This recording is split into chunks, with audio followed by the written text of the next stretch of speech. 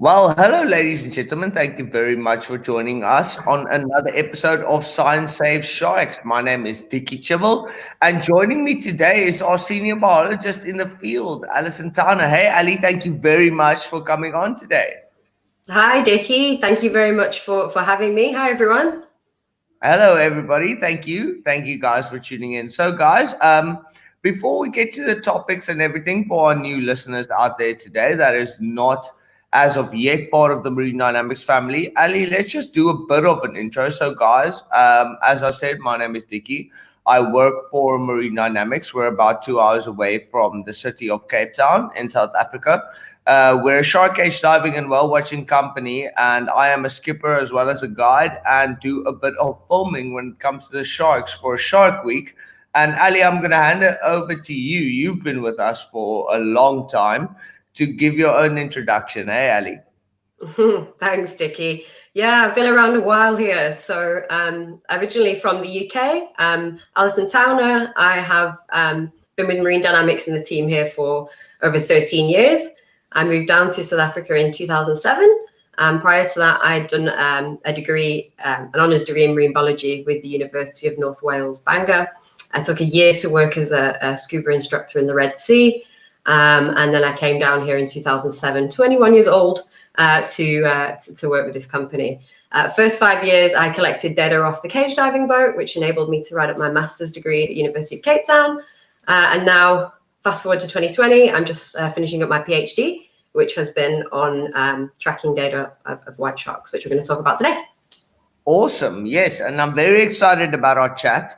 So, Ali, you just mentioned the data, and I spoke to Kelly, one of our other biologists, a few episodes ago. For those of you that tuned in that day, and we were talking about some of the challenges and stuff that you are facing, the limitations of taking data from these cage diving vessels that are obviously you're in one spot.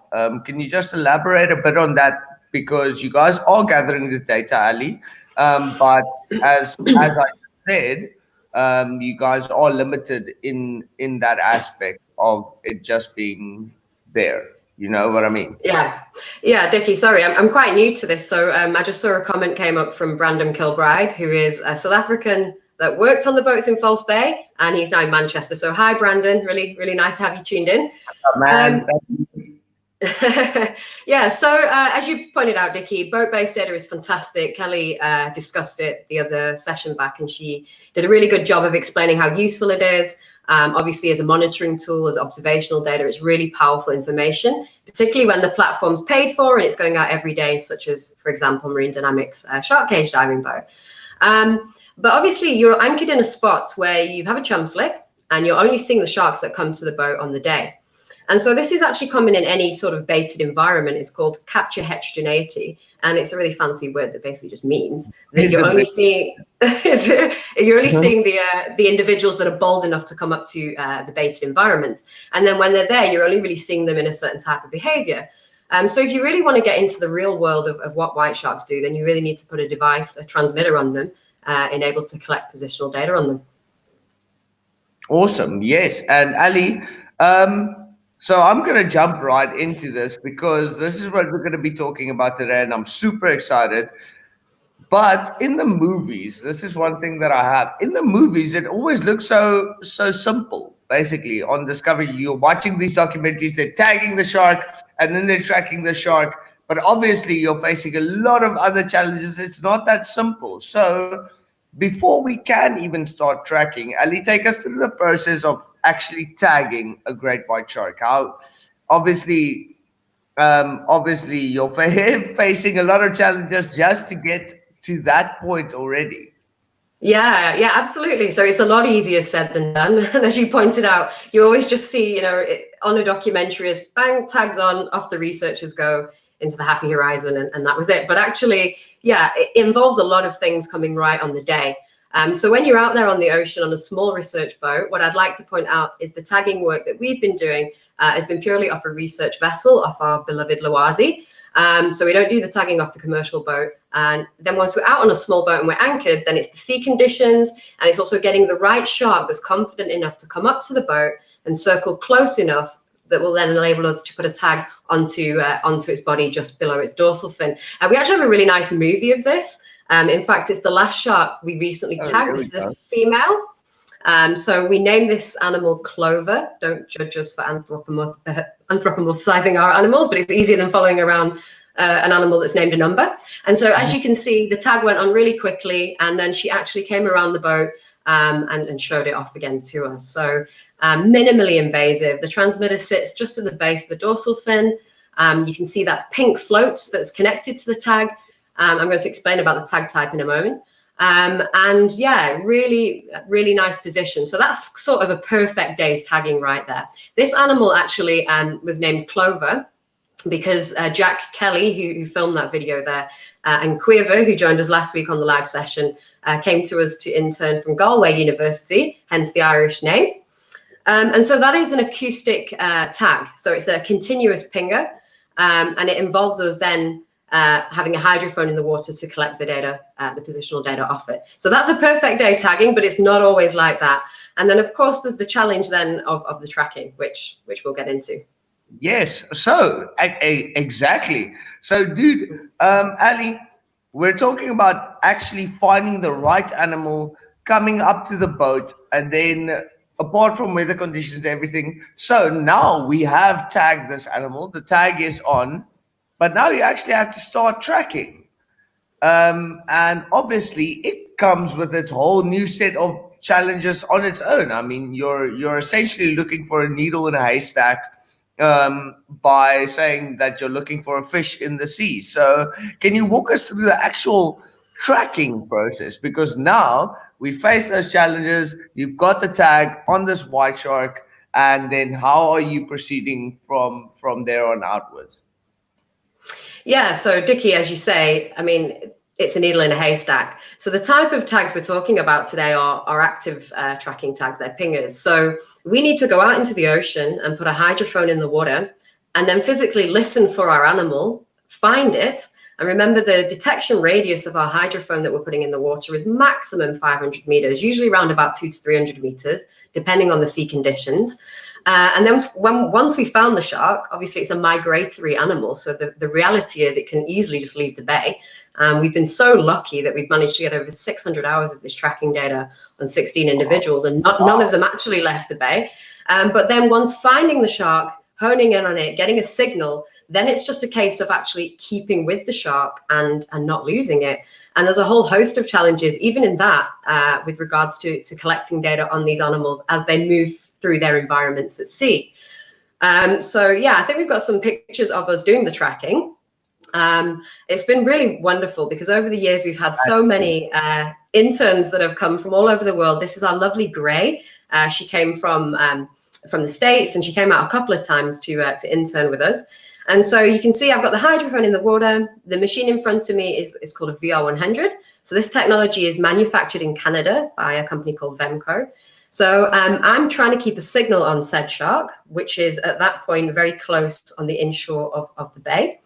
Gray is taking positional data every 5 minutes. On some days, we reduce that time period to 1 minute, depending on what kind of fine scale information we were trying to get out of the track. And then what you can't see in that picture is then there's a skipper as well. And it's a really coordinated team effort between the skipper and the tracker in order to keep with the shark, but not get too close to it in order to impede its natural behavior. So we don't want to really get any more than 20 meters closer to the shark, but also we don't want to lose it. And the ocean is really noisy. So if the shark that's tagged swims over a reef, what can easily happen is your acoustic signal scatters. And remember, what we're doing there is we're listening to a series of pings, and we're getting trained up to hearing which is the loudest series of pings, and therefore which direction is the shark going. And so if we then follow a scatter, which has happened many times in shallow environments or reefs that are breaking, then that runs the risk of us going the opposite direction and then completely losing our shark. And Dickie, I think you can relate to this, going out there trying to look for these animals.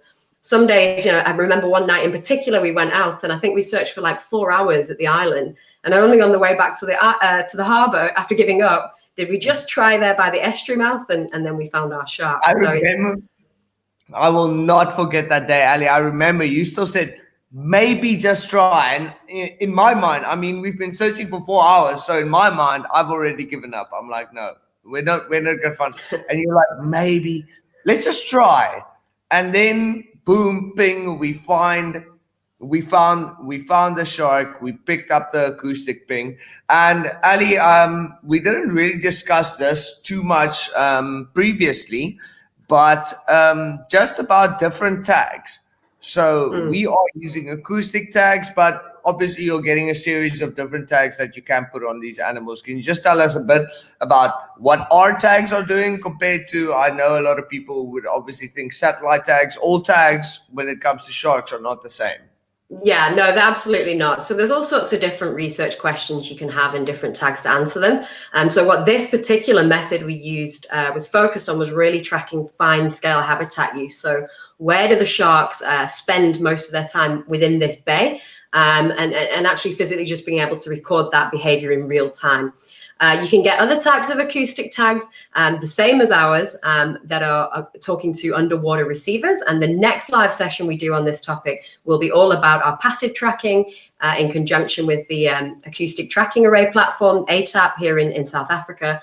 But that's a lot less labor intensive. So that just involves sharks swimming past a deployed receiver on a seabed, which we then roll out annually. So that's another method. You can put these acoustic tags internal, so inside the sharks, but of course that is a lot more invasive as a research method. So we haven't done that specifically on our own off our small research boat. That would just be something that we're not really trained in right now. But the methods I do believe are getting much better out there. And then satellite tags go on either onto the dorsal fin, or you can get pop-off archival tags that go next to the fin, and they either store the data, the positional data of the shark, and then pop off and relay it to the satellite system, or as the dorsal fin of the shark breaks the water, then they directly send the data up to the system. So loads of different types of tags, but for this particular topic, we're talking about active tracking with acoustic pingers. So, but Ali, it's not as simple as just active tracking. I mean, you would know, obviously I've dabbled in it with you guys. I'm lucky enough to sometimes be the skipper when you're out there and actively tracking, taking this data, but you're facing a lot of challenges, shallow reefs, shark behavior, all that type of stuff. Can you lead us a bit into that? Because obviously there's a lot of limitations when it's not as simple as ABC. You go in the water, you put in the hydrophone, and then just find the shark and track it, if you understand what I mean. Yeah, I think we definitely need to acknowledge the area we're in. It's the Atlantic Ocean. So I think we have an image of the weather that we often get faced with out there. So Dyer Island can be a beautiful flat morning. There we are on Lawazi.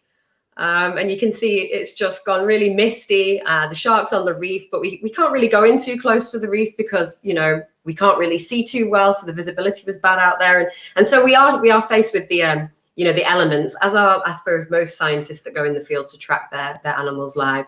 But we've gone through the challenges. I think what would be really nice now is to talk about some of the most interesting things this science has taught us.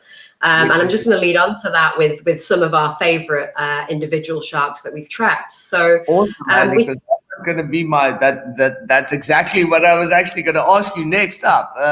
In a nutshell, your most interesting things that you have noticed from the tagging and tracking. So sorry for interrupting you.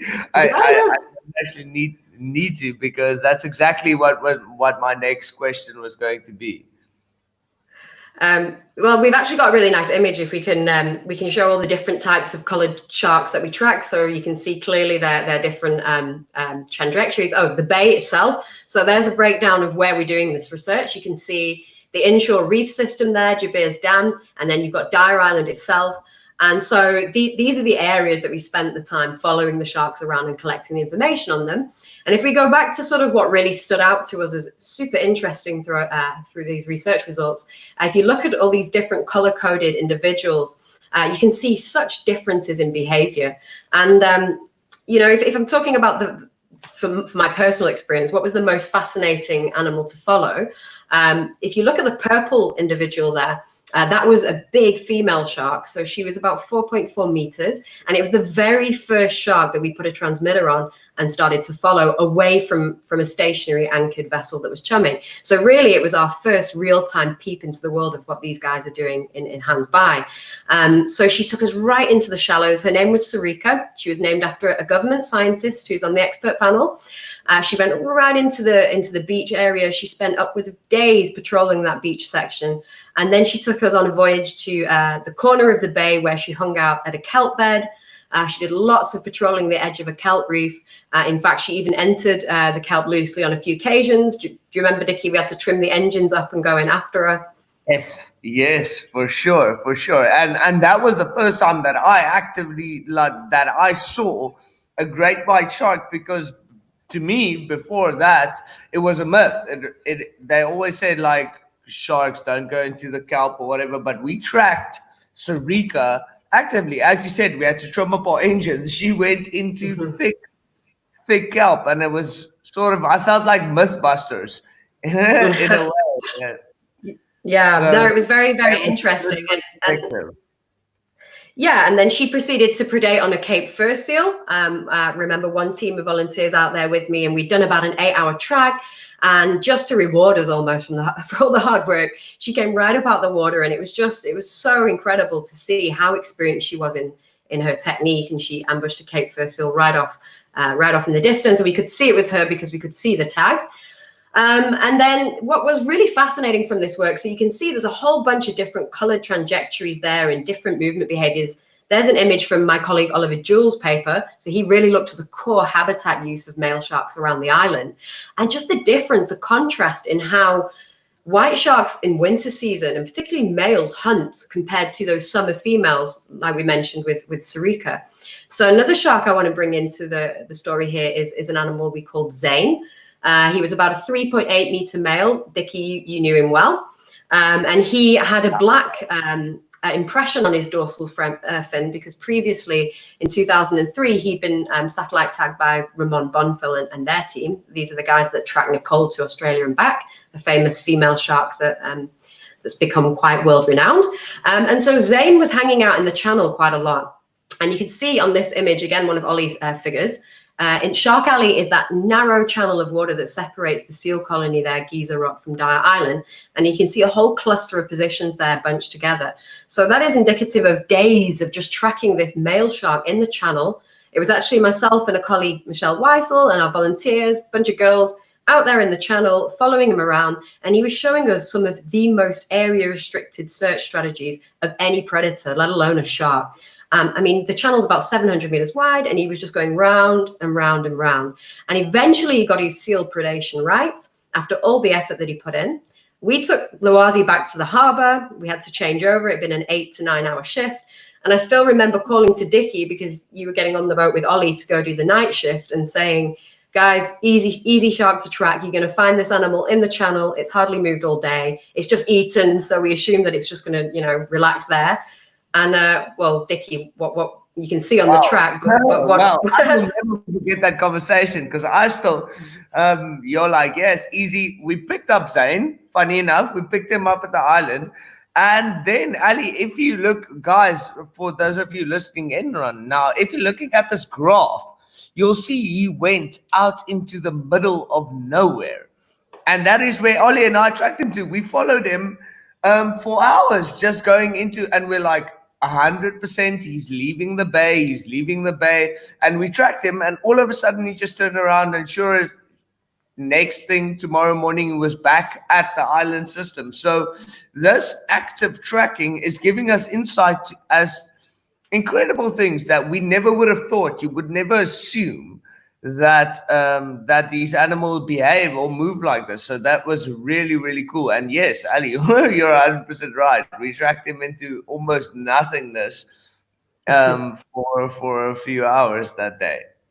But yeah, and Dickie, it was just so interesting to see that difference between nocturnal behavior and diurnal behavior. It really, it just goes to show, if you've not got a device on your animal and you're not able to go and follow it in the field, you're actually really just making assumptions from what you think they might do, and you might be quite wrong. And also what this opened up to us, and by the way, hi to everyone that keeps saying comments to us. I know that Karim came up before. Hi, Karim. And hi, Tammy from, Tammy tracked with us. So this is our beloved Tammy from Nebraska. She was out on the boat many times with Zayn, so I'm sure she feels this as much as we do. But getting back to the importance of this data and what it really opened up to us is this high intense amount of sort of effort these island males put into getting Cape fur seals in winter. And Dickie, if you remember in 2012, we actually had a deceased white shark that washed up. It was the first one in this area. The first one I've ever seen. This was pre-orca, guys. So in fact, Ali, that was the first dead white shark I actually saw when we removed them from Dyer Island. Yes, as you said, it was in 2012. But you guys in Cape Town did the necropsy on that animal. Yeah, so just to support that real high intense hunting that we documenting with the tracking, he, as you say, he was about a 3.8 meter male, and it was quite a challenge to get him off the island. It was a very coordinated effort with various boats. We managed to tow him back to Clambay Harbour, bring him in, and put him up onto a vehicle.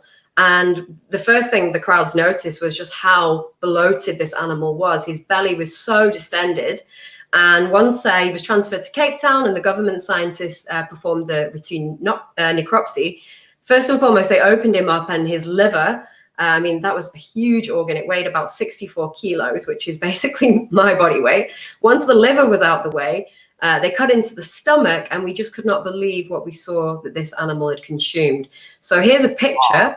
Wow. And sorry for those of you that are just sat down eating your dinner at the moment. It's probably not very appetizing to see this, but this white shark around Dyer Island had consumed 6 Cape fur seals, none of these being pups, pretty much one after another, we can assume, because they were all at the same level of decomposition.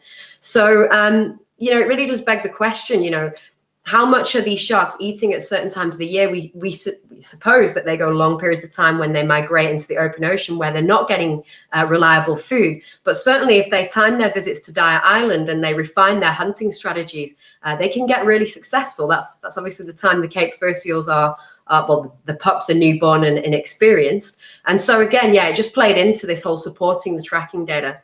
And so if anyone wants to read up on those scientific papers, we do publish our work.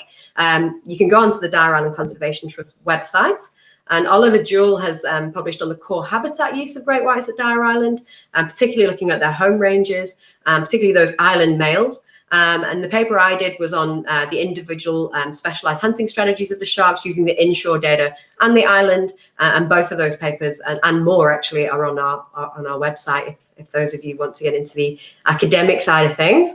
But yeah, absolutely fascinating. Hey, Dickie, I think it's probably... That's incredible, Ali. It's six Cape fur seals. And you're 100% right. When you're talking about the decomposition of the animals, meaning that shark specifically ate those 6 seals almost within, say, a 24 to 48 hour period. Obviously, I'm just speculating here, but if you're looking at the decomposition, coming back from a migration, getting to the island, and then just chowing 6 seals, that's incredible. It blows my mind when I think about it. Yeah, we're constantly learning. So as much as this method of tracking is highly laborious, some find it extremely fascinating, myself included. A lot of scientists would probably not spend so much time doing this because it is quite labor intensive and it's quite challenging, but we've just gone and set up a whole new project to continue with it, because in terms of learning really what your individuals are doing, there is no better way if you can put the time in. And, on that note, we would like to say a huge thank you to Save Our Seas Foundation, who sponsored us our next batch of tags to deploy. So we have continuous pingers and we have active, so we have R-coded passive acoustic tags that we're going to be deploying in the next few months. So yes, the research is continuing and we're just really excited to be getting back out there. Yeah, and Ali, that was actually leading into my next question about the expense. So we really want to say a big thank you to Save Our Seas. But obviously, the tagging and tracking it does take expense as well. It's not a cheap. It's not cheap to actually go and track these animals, is it? Sure. No, it's absolutely not. It's expensive to put any equipment in the ocean. Remember that the ocean obviously is highly corrosive. It's water. You've got pressure, you've got depth, you've got all these elements that mean your equipment, once you deploy it out there, has to be really well protected, which then usually incurs more costs. So even these acoustic tags, I mean, I've got one here. You can see the amount of casing on it just to protect it. So these are about $1,000 US. I'm not sure what the exchange rate is at the moment, but in South African rand, that is a lot of money. And of course, we're a blue NGO. We're not relying on government support for this kind of critical research.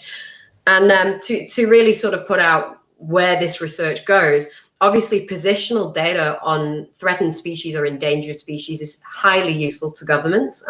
It informs them as to where the critical, crucial places of habitat use are, which need to be better protected, and really allow informed decisions to be made. So that's, I guess, the importance of this work and why we constantly motivating for support. And you can actually also do you want to talk about the adoptions, Dickie, the marine dynamics aspect of it? Well, Ali, I'm going to hand that over to you. But yes, guys, you can go www.dict.org.za, like we always tell you guys. But Ali's going to tell us a bit about the adoptions of some of our iconic white sharks. So you can't adopt all of our sharks, if I can say it, but some of our more famous ones for sure. Well, Karim, who's on, I think, watching us, was instrumental at getting this set up. But it was an initiative to allow our marine dynamics guests and family, as we call them, to become part of what we're doing here. And as Kelly introduced previously, we have some really iconic individuals that we've been able to track and name over the years and just become really familiar with. So you can adopt an iconic shark, and that then can go into helping us fund the tagging. It's not just the tags themselves, of course. It's the the skipper for a boat. We often we need the person who's tracking to be on the machine, and therefore we need an additional skipper to go out there. The fuel costs, and there's many logistics. So yeah, if anybody is wanting to get involved, there's various ways, but all the information is on the Dyer Island Conservation Trust website and Marine Dynamics. Yeah, guys. So if you guys want to help us out, please go check out this website, www.dic.org.za, DICT. It's down there on the screen. And we always urge you guys to go check out our YouTube channel. Ali, you mentioned earlier about a cool video that's going to get posted. So, guys, please go check out our Marine Dynamics YouTube channel, hit the bell, and then it will notify you when we're posting any new content. So thank you very much for listening, guys. Thank you very much, Ali, for joining us today. I really think for this part, for part number one, we've covered most of the essentials of the tagging and tracking. Yeah, sorry, Dickie, just to chime in. Another thing I'd like to announce is that tomorrow as well, we have our wonderful Brenda Walters doing a live session with Le Monde.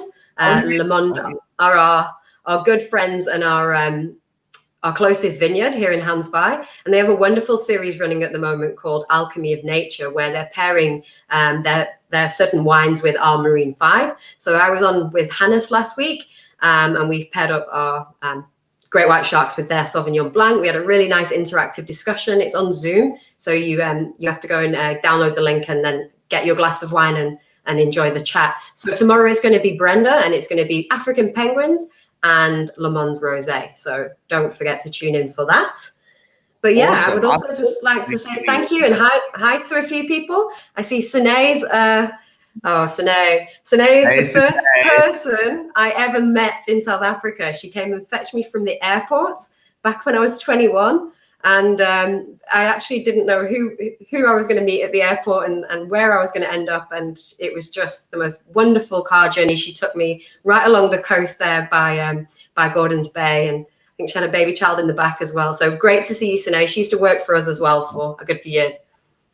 Thank you for tuning in. Tianette, also thank you. Hey, Tianette, thank you very much for tuning in. Thanks for all the Hi, work you do Tianette. with our penguins. You Hi, are a good team. Thanks, man. Midu. Oh, team Matt. You are a good team. Thank you. Teamwork is everything. Thanks to the Expedition Project. Thanks, guys. Looking forward to our live stream with you on Monday. Certainly, that's going to be lots of fun. Thanks, guys. Yes, guys, and thank you very much for tuning in. So, guys, Ali and I will be skipping our Q&A session this Friday. We actually have to go film some Sharky stuff for Discovery Channel, which we're obviously very excited about, and you guys will be able to see on Shark Week later this year. So we will be skipping our Q&A session this Friday. But on part 2 of this, when we're still going to be talking about the tagging and tracking of the white sharks, Ali, you mentioned the receivers and everything, which is more the passive part of the tracking, and then we will do the Q&A. So please don't forget your questions, guys. It will be on the second part of this tagging and tracking of white sharks. So thank you very much for joining us, guys. Thank you. And thank you, Zalay. I see she's just come in here. Our marketing manager, and Tracy. It's the whole Marine Dynamics family here with us today, Dickie. I'm feeling the love. Thank you. Thank you, guys. Okay, thank you very much, Dickie. And we look forward to seeing you again. Thank you. Awesome. Awesome. Thank you, guys. Thank you for tuning in, and keep it safe.